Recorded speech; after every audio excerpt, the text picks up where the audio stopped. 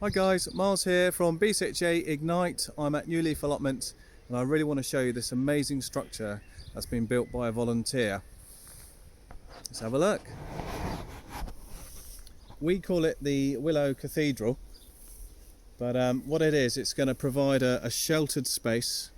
There'll be a bit of shelter from the wind and rain, but mainly from the sun on a hot day.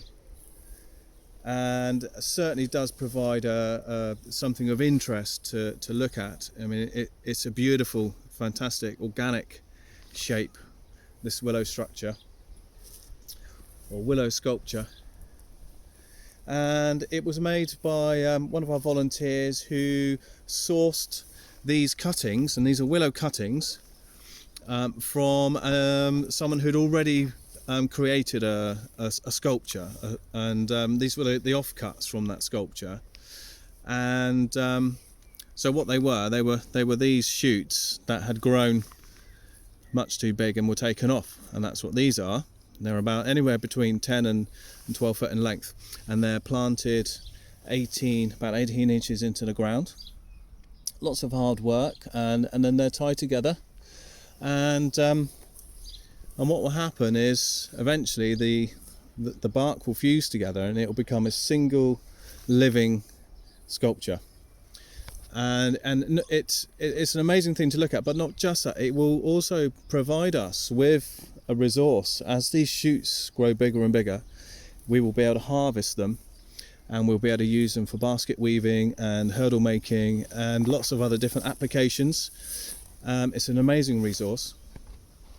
And we'll also be able to do something that's quite extraordinary, and this is the secret of willow, that it contains a growth hormone called idobutyric acid, or IBA. And that IBA, that growth hormone, is in the bark. So if you take willow, about the thickness of a pencil, and chop it up and soak it in a bucket of water for a good couple of weeks, it will start to release that hormone into the water, and you'll be able to use that for your propagation purposes. So if you were taking cuttings, you soak the cuttings in your growth hormone water, and then that will increase the chances of your cuttings growing roots, or striking as we say. And you can also use that water for watering new plants, and that will give them an extra boost, grow roots. So it's an amazing resource, and you can make it very cheaply. First of all, you need to find some willow, and then you need to chop it down, take the leaves off it, chop it down into little segments about 1 inch in length. So it wants to be about as thick as a pencil and no longer than 1 inch. Chop them up and chuck them in a bucket and let them soak. Now some say to simmer the little chopped up pieces of willow. We don't have hot water here at New Leaf Allotment, we just have cold water, so let me show you.